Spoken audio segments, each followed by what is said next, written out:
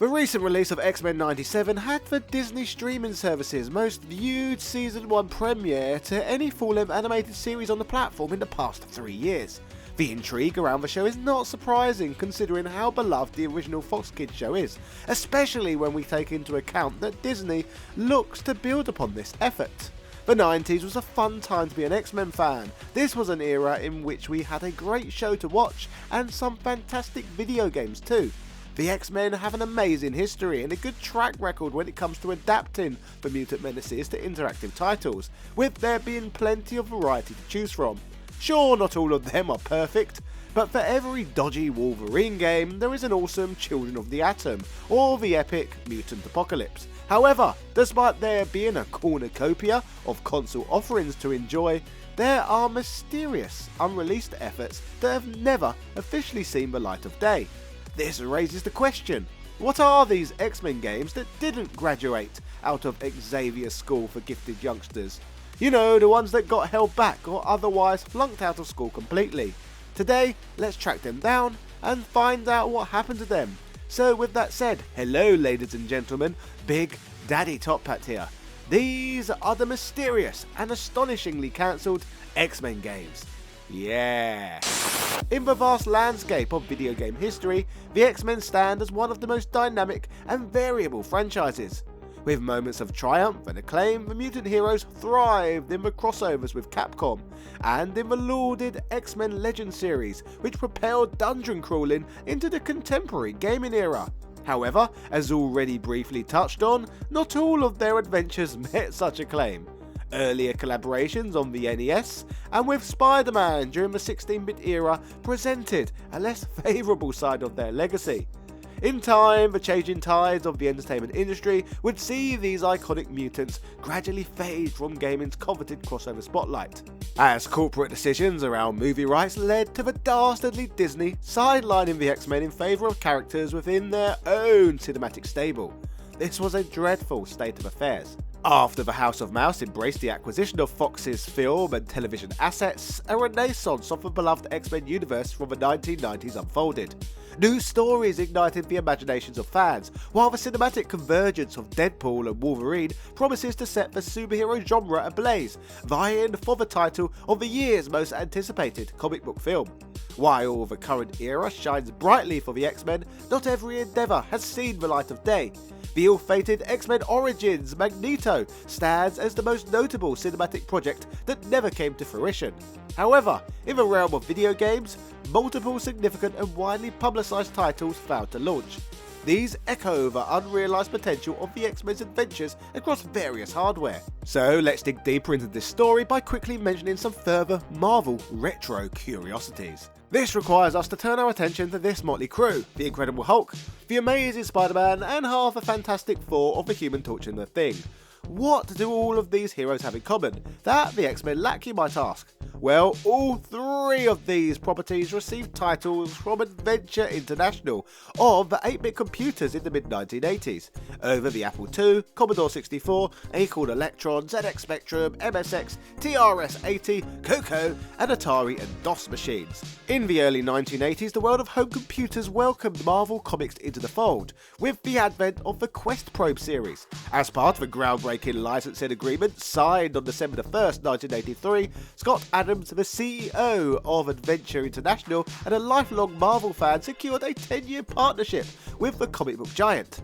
This marked Marvel's earliest long-term licensing deal for interactive entertainment. The project brought in John Byron, a legendary Marvel writer renowned for his work on Uncanny X-Men, Fantastic Four, and Alpha Flight. Alongside Bob Budansky, another Marvel creative force, Byron created the overarching plot for the series. Notably, Byron's legacy continued beyond the Quest Probe trilogy, as he would soon be instrumental in rebooting Superman in The Man of Steel, a pivotal miniseries following DC's seminal Crisis on Infinite Earths that introduced the comic book world's first variant cover. To launch the Quest Probe trilogy, Marvel selected the Hulk as its inaugural hero, capitalising on his iconic status. The game, a text-based adventure, was bundled with a complimentary comic book, capturing the essence of Marvel's storytelling. Quest Probe, featuring the Hulk, made its debut on the 1st of May 1984, precisely 40 years ago to this day. Following the positive reception of Bruce Banner's digital debut, preparation for the second instalment began with Al Milgrom. Milgrom, concurrently working on the Spectacular Spider-Man, seamlessly blended his talents between comics and the gaming world, further intertwining Marvel's two creative mediums. The Quest Probe series would ultimately meet an untimely end, with the release of Quest Probe featuring Human Torch and The Thing in 1985. Adventure International, under Scott Adams' leadership, had embarked on the development of a fourth installment, Quest Probe, featuring the X-Men. Despite Adams completing some of the game's coding, the project was doomed to incompletion as Adventure International faced bankruptcy, leaving the series' potential future unexplored and its legacy as a trilogy sealed in history. Originally envisioned as a 12-part miniseries, the Quest Probe saga ended with the release of its third installment. However, the unfinished Quest Probe featuring the X-Men left an indelible mark on Marvel's storytelling. The tie-in content found a new home in the pages of Marvel Fanfare in 1987. Moreover, narrative elements from the series would live on in Quasar, while the Chief Examiner character etched its legacy into the Marvel Universe through an appearance in the official handbook of Marvel Universe Deluxe Edition No. 2. The series may have ended abruptly, but its influence continued to ripple through the Marvel Comics universe. Though Marvel Comics ensured that Quest Probe left a trace of its legacy, it was the Adventures Guild website that allowed fans a glimpse into the unfinished game's remnants, sourced directly from Scott Adams' collection. Surprisingly, the playable components prominently featured Magneto, long the formidable adversary of Charles Xavier's mutant team. However, since the game's inception, Magneto has often played the role of a reluctant hero, frequently allying with the X-Men, adding a layer of intrigue to his appearance in this incomplete chapter of Marvel's interactive past. As an unfinished text adventure, characters such as Cyclops, Toad, Professor X and Mesmero would be confirmed to be included. Remember, this was well before Jim Lee's legendary revival of the franchise, which cemented characters like Gambit, Rogue and Psylocke as integral members of the team.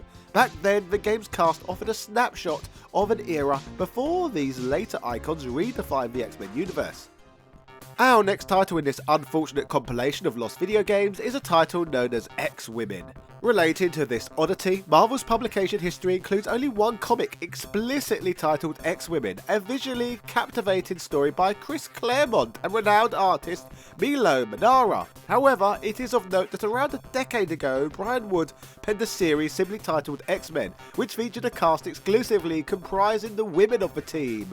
Leading the charge were Storm, the weather-controlling goddess, Psylocke, the psychic ninja, Jubilee, the fiery spirit who occasionally walked as a vampire and adopted mother, Kitty Pryde, the intangibly elusive hero, Rachel Grey, a time-displaced force, and Rogue, the Southern Belle with an indomitable spirit. Together, these formidable women forged a team that redefined the X-Men name.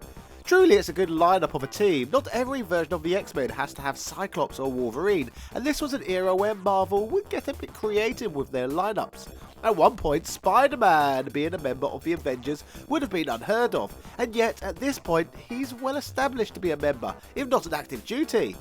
Had it been released a decade and a half earlier, X-Women, the sinister virus, would have unfolded with the male heroes incapacitated by the Genesis virus, a nefarious creation of Mr. Sinister.